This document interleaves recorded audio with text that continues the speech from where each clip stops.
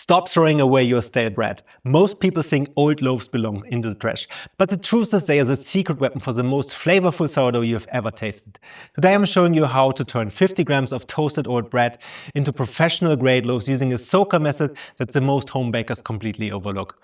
What a lovely day to bake. This isn't just a basic mix, it's a 3-day process that results in a dense flavor profile achieved through a blend of wheat, rye and spelt. If you've been struggling with sourdough that tastes flat or like the perfect crunch, you've likely been missing the overnight fermentation and cold-proof techniques that make this bread elite. I've broken this process down into easy steps to guarantee you a golden brown crust. By the time you're finished, you have a zero-waste system for producing bakery-quality bread in your home kitchen. My name is Arne and this is from Luxembourg with Loaf.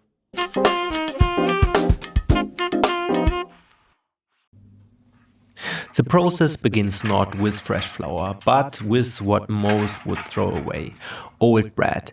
I'm toasting it in an oven for about 10 to 15 minutes until it's getting dark brown. After it has been cooled down, you grind it in a mixer, and now you have your new flavor gold, which you can keep in a glass for the next bakes. For this recipe you take 50 grams of old bread. This waste is then mixed with 100 grams of water to create a flavor-packed soaker that rests in the fridge overnight.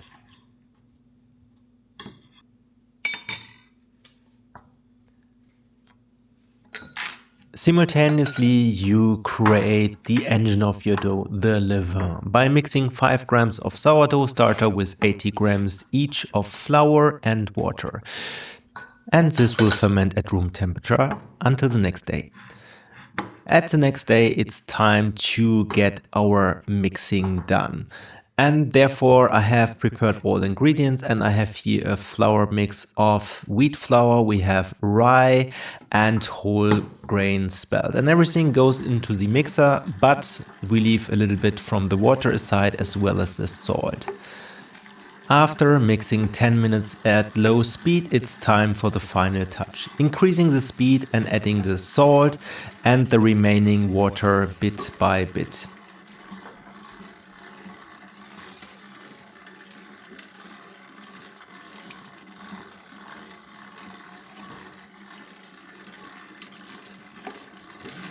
You watch the dough transform until it passes window pane test, a sign that the gluten is strong enough to hold its shape.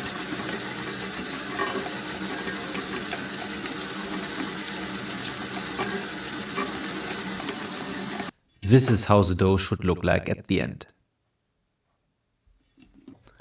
Now the dough needs to breathe and build muscle. It rests for 30 minutes during bulk fermentation before you begin a series of 4 sets of coil folds.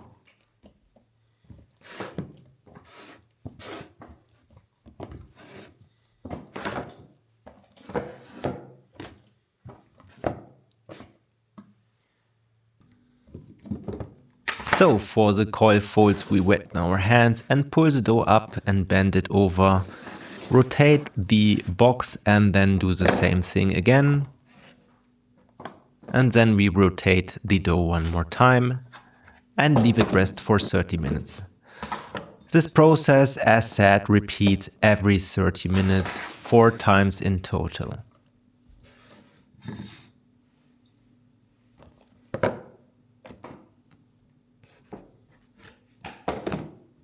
Once the dough has doubled in size and feels full of life, you divide it into 2 pieces.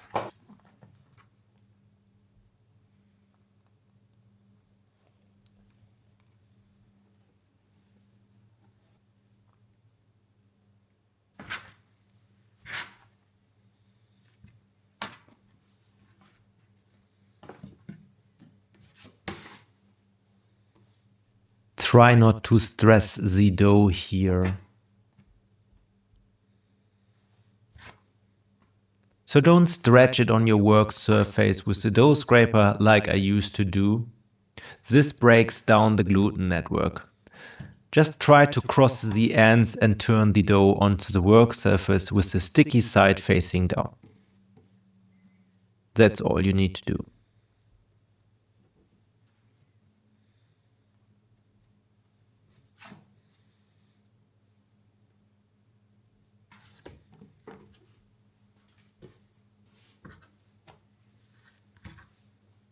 Then you repeat this with the second dough and let it rest for about 30 minutes. It needs to fully relax.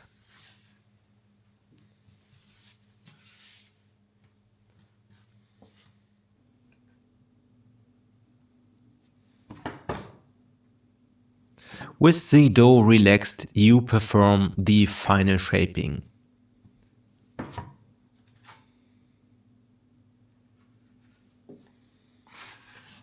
To do so, I turn the dough over and fold one side in about halfway and do the same with the other side.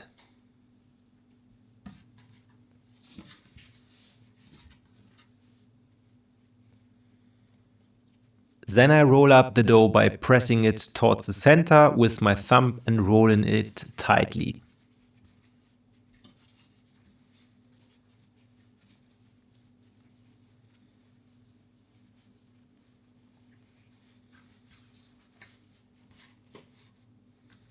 And then transfer it in your Benetton.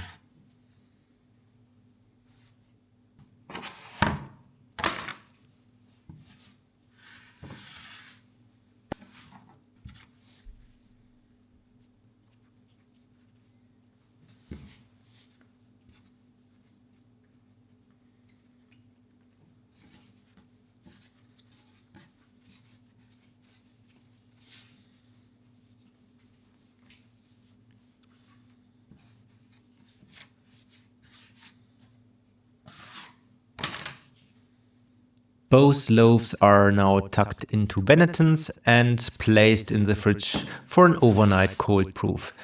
This long cold sleep is where the complex signature sourdough tang develops. On the final morning, you preheat your oven to 250 degrees Celsius, that's 482 degrees Fahrenheit. And as you can see, my dough was slightly over fermented and also a little too big for my Benetton.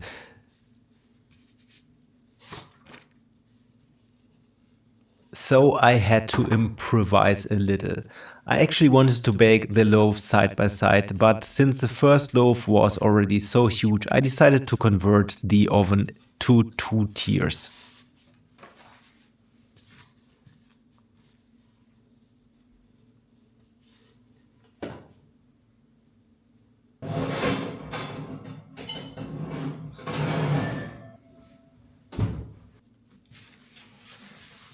With a deep confidence score, you give the bread a pass to expand. You should do the scoring in a 45-degree angle.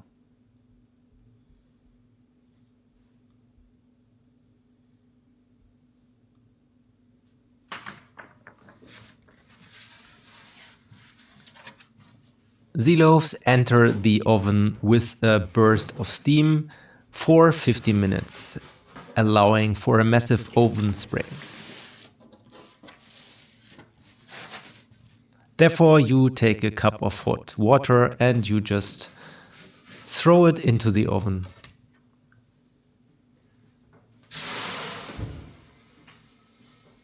Finally, you release the steam and lower the temperature to 220 degrees Celsius, that's 428 degrees Fahrenheit, and bake for another 30 minutes.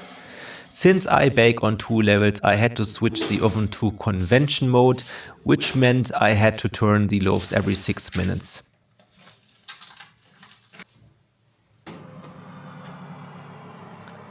Watching the crust turn a deep golden brown is a testament to the toasted bread used at the start.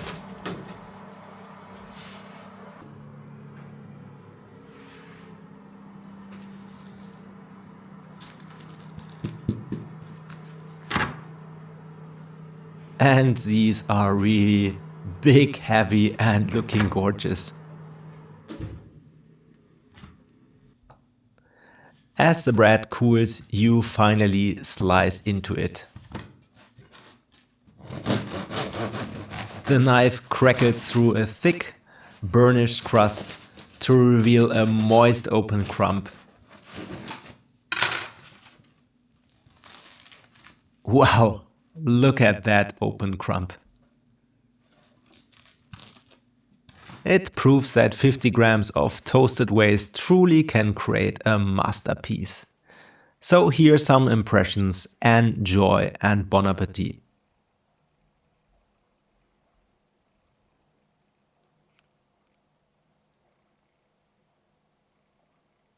And just like that, you've successfully bridged the gap between throwing away stale bread and baking bakery quality bread at home. By following the structured plan, you aren't just baking bread, you're mastering the sourdough psychology of flavor and texture. If you want the precise measurements for this exact bake to get started right now, I've put the list in the description below. Drop me a comment and let me know how your first Soka loaf turned out. I'm looking forward to see your results. If you want to support me, please like this video, subscribe to my channel and turn on notifications so you don't miss my next bake. I wish you a great day, Eddie, and goodbye.